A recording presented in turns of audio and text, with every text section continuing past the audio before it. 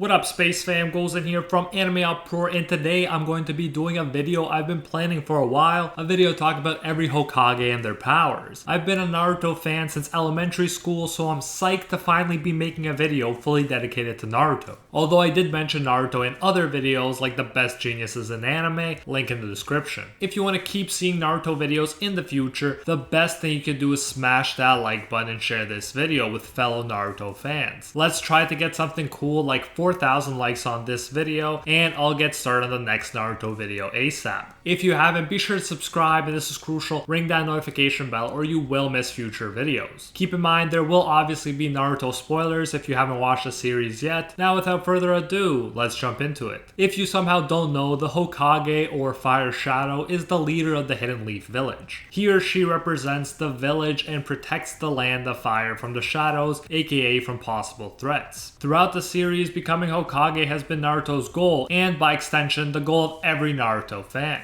So obviously when the elementary school teacher asked us what we wanted to be when we grow up, we said Hokage, believe it. This is the most iconic position in Naruto and probably one of the most iconic positions in all of anime. And that's one of the things that makes this topic so interesting. There have been 7 Hokage thus far, and it makes sense to start with the first, Hashirama Senju. Hashirama Senju was a member of the legendary Senju clan and was referred to as the god of shinobi. Titles don't get much more epic than that. He formed a Hidden Leaf Village with his childhood friend and rival Madara and the rest of the Uchiha clan. Hashirama actually wanted Madara to be the first Hokage, but the people chose him. Hashirama was considered to be the strongest shinobi of his era, even stronger than his legendary rival Madara, a master of the OP Sharingan and a controller of the Nine-Tailed Fox. Hashirama is so associated with overpoweredness that saying an anime character has Hashirama cells has become synonymous with saying they're OP.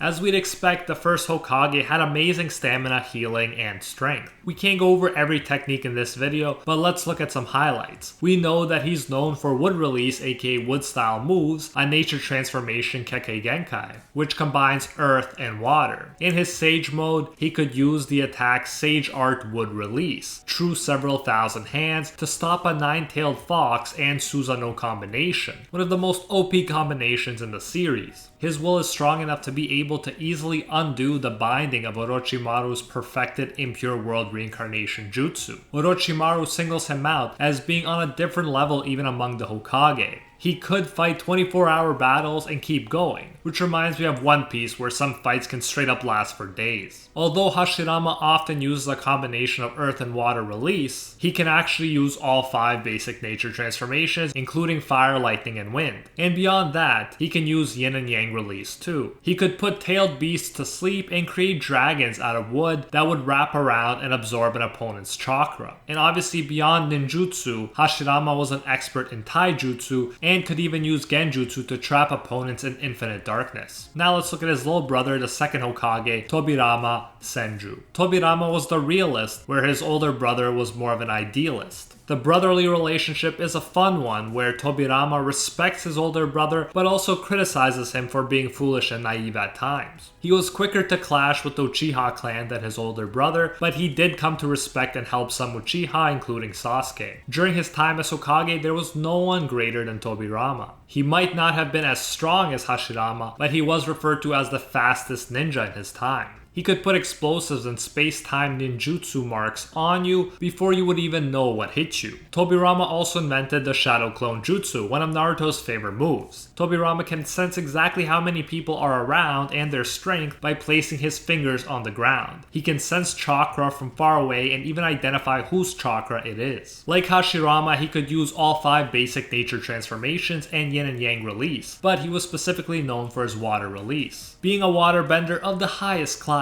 he could use water to cut, form sharp needles perfect for hitting vital points, form dragons made of water, create walls for defense, and much more. There doesn't even need to be a body of water present for him to aqua flex on his opponents. The genius Tobirama created the space-time ninjutsu Flying Thunder God technique as well, which let him teleport to any place he marked. This allows him to teleport other people or things along with himself, but that takes extra chakra. A cool detail is that Flying Thunder God technique users can work together like Tobirama and Minato did and use one another's teleportation locations. Tobirama was clearly the Einstein of ninja techniques, as he also invented the impure world reincarnation summoning jutsu. He used it in combination with another creative technique called mutually multiplying explosive tags, which allows the immortal reincarnated body to become a medium for a continuous chain of consecutive and multiplying explosions. Another interesting thing about Tobirama is that he was big on strategy. Even though he was strong, he wasn't above sneak attacks or catching an opponent off guard. He would do what it took to win, even if it wasn't pretty. And even though he wasn't as strong as Hashirama, what I really like about this series is that Tobirama still comes off as an epic character with his own strengths, which included speed, technique creation, intelligence, and more. Next we have the third Hokage and student of the second, Hiruzen Sarutobi, the old man that's actually Hokage when the series starts. As with the first Hokage, the third was also referred to as a god of shinobi. Unlike the previous generation who were part of creating the Hidden Leaf Village, Sarutobi grew up in it. His childhood rival was Danzo, who ended up becoming one of the most hated characters in Naruto, even more hated than Sakura. When Sarutobi was still young, his squad, led by the second Hokage, was cornered. Someone had to be the decoy and sacrifice themselves to save the others, and Sarutobi offered to do it, since he was the strongest of Tobirama's followers. Tobirama ended up doing it himself, but we must pause and respect the level of Sarutobi's bravery, even as a younger ninja. Before Tobirama left, he said that Sarutobi would be the third Hokage. He himself had three famous disciples, Tsunade, Orochimaru, and Jiraiya. As Hokage, Sarutobi was not only the most powerful shinobi in the village, but also the strongest Kage. Iruka-sensei referred to Sarutobi as the strongest of all, and said he was called the Professor because he was such a genius. In fact, Orochimaru said that Sarutobi knew how to use all of the jutsu that exists in the Hidden Leaf Village, which is insane. When Iruka-sensei referred to him as the strongest of all, he was referring to Sarutobi in his prime, which is probably why he used the past tense even though the third Hokage was present. As in One Piece, old age leads to a decline in power in this series, and the Hokage is already in his late 60s when the story begins. Against Orochimaru, Sarutobi lost, or at best got a tie, but Orochimaru admitted that Sarutobi would have been able to kill him 10 years earlier, so when he was about 59.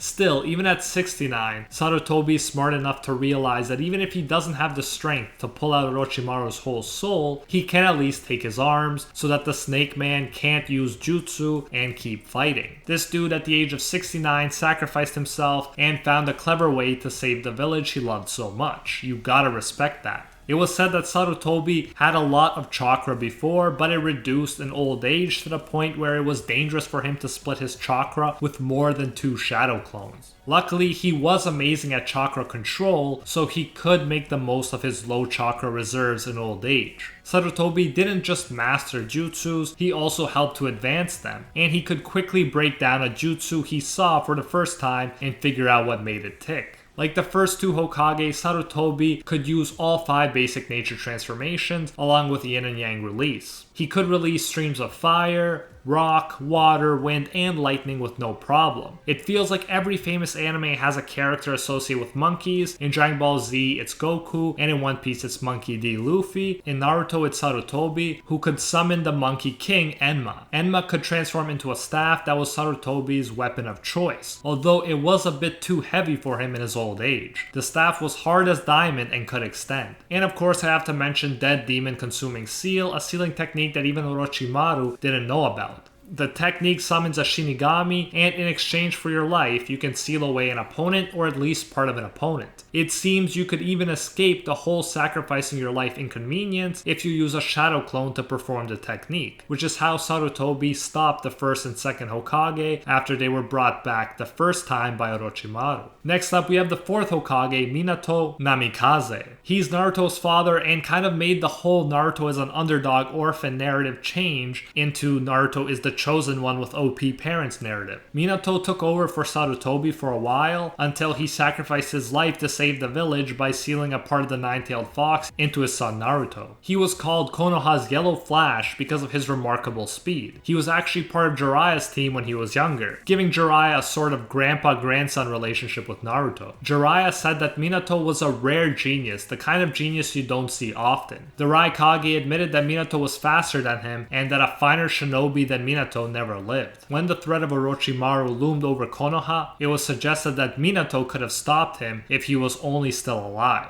He really made use of the second Hokage's teleportation jutsu. In fact, the second Hokage mentioned that Minato's teleportation is even better than his. He used it on himself, and he even had enough chakra to teleport a tailed beast. He was also able to summon Gamabunta like Naruto after him. Also like Naruto, Minato was known for using the Rasengan. He actually spent 3 years developing it after he observed a tailed beast ball. Unlike the previous 3 Hokage mentioned, Minato could not flex with all 5 nature transformations, but he could use fire, wind, and lightning along with yin and yang release. Before he died, Minato became the Jinchuriki of the yin part of the nine-tailed fox. After his reincarnation, he actually uses Nine-Tails chakra mode, which further strengthens all of his attacks. Lets him fire Biju balls, aka tailed beast balls, and more. Although he could also use Sage mode, he's admitted that it takes him too long to build up chakra for it, so it's not super practical. And unlike Naruto, the dude was very intelligent and had the highest scores in Academy history. All of this definitely makes a solid contender for my favorite Hokage. As we discussed, the third Hokage went out of retirement when the fourth sacrificed himself to save the village. After that, the fifth Hokage was the first female Hokage, Tsunade. She's a descendant of the Senju clan, the clan that the first 2 Hokage came from, and she was also related to the Uzumaki clan. She was one of the legendary 3 along with Jiraiya and Orochimaru, who were trained by the third Hokage. She was considered the strongest female ninja and the greatest medical ninja. Tsunade's life force and healing powers are so strong that she could survive being split in half. She could help fight against Madara for hours upon hours. She's a great fighter, and she's usually healing people on the side too. Like her ancestors, Tsunade had amazing reserves of chakra, and she even has great chakra control. Furthermore, she can store chakra into the seal in her forehead. When released, she can supposedly access 100 times the chakra she usually has access to. Her physical strength is off the charts, and she even managed to break through the Susanoo with enough hits. Beyond that, she managed to break 6 of Jiraiya's ribs, his arms, and to rupture his organs. Instead of a toad, the developed Tsunade can summon a giant slug named Katsuya. Katsuya can split up into smaller pieces in order to move, protect, and heal people.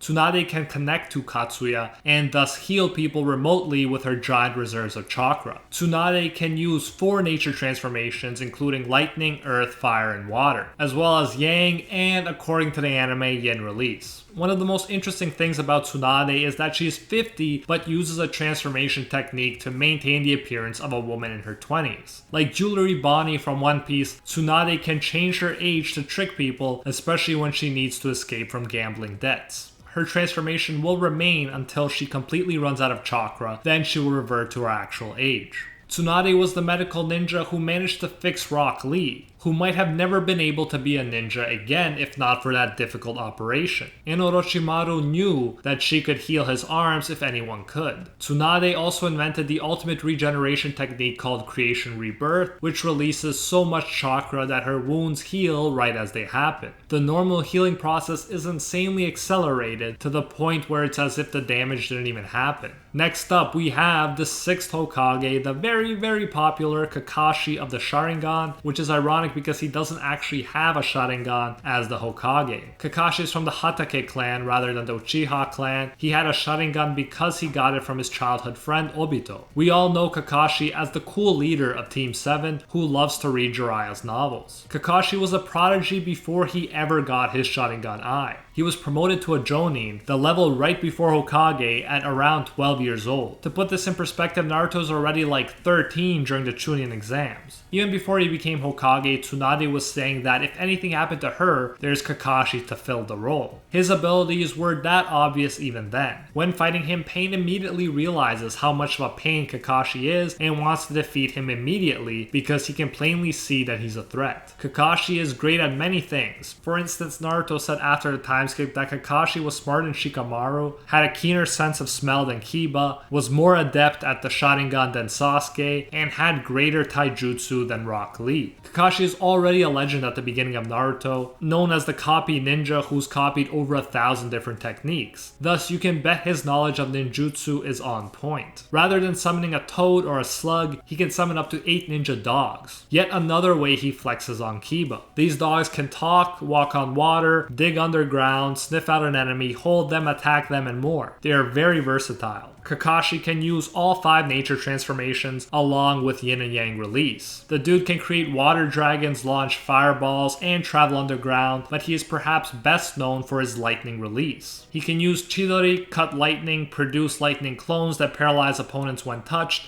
and so on. He can no longer use his S-ranked lightning cutter technique safely when he loses his Sharingan, so he replaces it with a less powerful but versatile purple lightning technique. Another interesting piece of info is that the Sharingan could not be turned off by Kakashi and quickly depleted his chakra reserves because he wasn't an Uchiha. That's actually why he kept his eye covered back in the Sharingan days. Without the powerful Sharingan, he does have more chakra reserves to make use of, so it's not all bad news. When he still had Obito's Sharingan, it had awakened into the Mangekyo Sharingan, and this one allowed him to use Kamui. He could warp objects and people into another dimension, and he eventually learned how to use it on himself. When Obito temporarily gave him access to both of his Mangekyo Sharingans, Kakashi could also allow things to just phase through his body, and he could even use Susanoo. Although Kakashi of the Sharingan was dope AF, Kakashi is great because he was always so much more than a Sharingan user. As mentioned, he's more intelligent than Shikamaru, a trait that is invaluable in a fight, and his own skills got him promoted to a Jonin in record time. The Sharingan was just a very epic cherry on top of the cake. And finally, we have the 7th Hokage, the titular character himself, Naruto Uzumaki. Once an outcast of the Hidden Leaf Village, he turned hero of the Hidden Leaf Village and arguably became the strongest Kage ever. He really started from the bottom in some ways. He failed to graduate from the Ninja Academy 3 times, making him below average in the beginning. However, he's come a long way, and he obviously had his fair share of advantages. If it was all about hard work being enough, then you'd see someone like Rock Lee become Hokage. Naruto had OP parents, including the 4th Hokage, the 9-tailed fox powers, and he was straight up the chosen one. Still though, if it wasn't for his hard work and bravery, he may not have ever made anything out of those advantages, and you have to respect him for that. I remember him defeating Kiba and Neji and then working up to stronger and stronger opponents until he straight up saved the world. It's truly been a crazy ride for our loudmouth protagonist. In regards to chakra reserve, Naruto has a lot to work with. Back in chapter 315, Kakashi said that Naruto had 4 times more chakra than him, and it would be 100 times more if Yamato wasn't suppressing the 9-tails chakra. That in itself is insane to think about. As we know, some of Naruto's famous techniques include shadow clones, the Rasengan, and just going ham with the power of the 9-tailed fox. In the fight between Naruto and Sasuke, where Sasuke admitted defeat, Naruto lost an arm along with Sasuke. It was replaced with the help of Hashirama cells, of course, and after some modifications, the new arm can even absorb techniques. In regards to the 9-tailed fox Kurama and Naruto being a Jinchuriki, we find out that in the beginning, he only had the yang part of the 9-tailed fox, and he already had at least 100 times more chakra than Kakashi.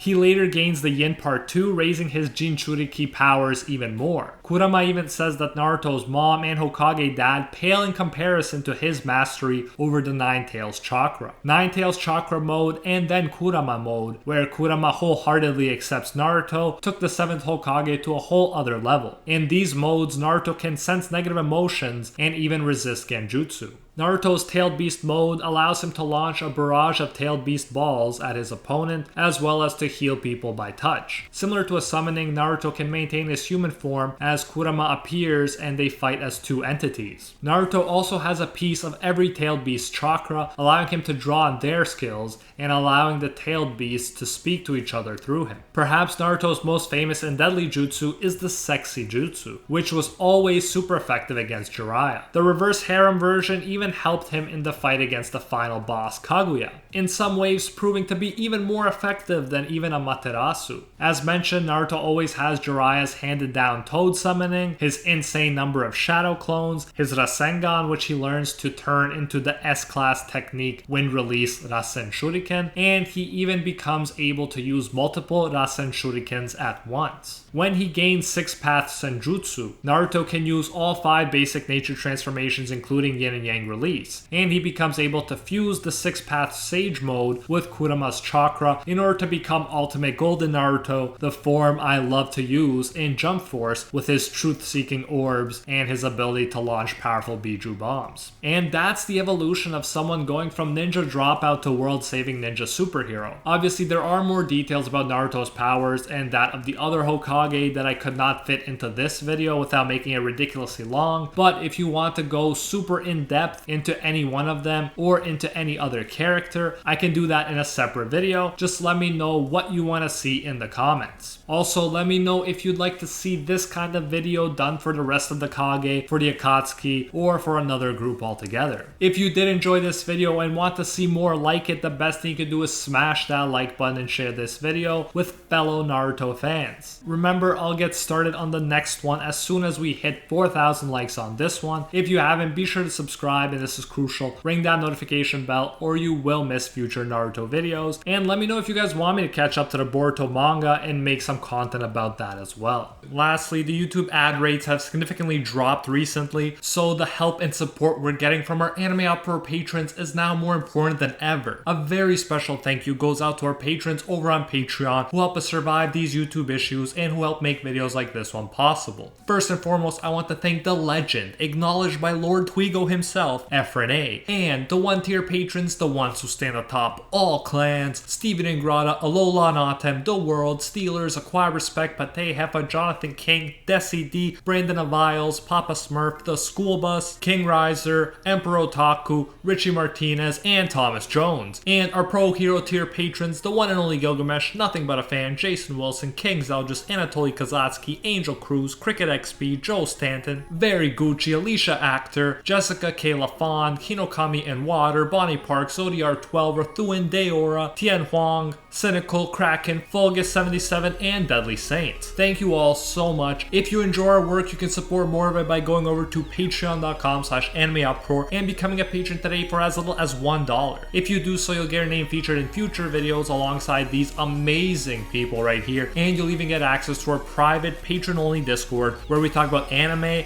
life, and of course, dank memes. So check out patreon.com/animeoutpour, link in the description if you're interested. You can also now join the YouTube channel and support more content that way if you prefer. Whichever way you choose to support us, you can get the same great benefits. Thanks again, and until next time, see ya, Space Cowboys.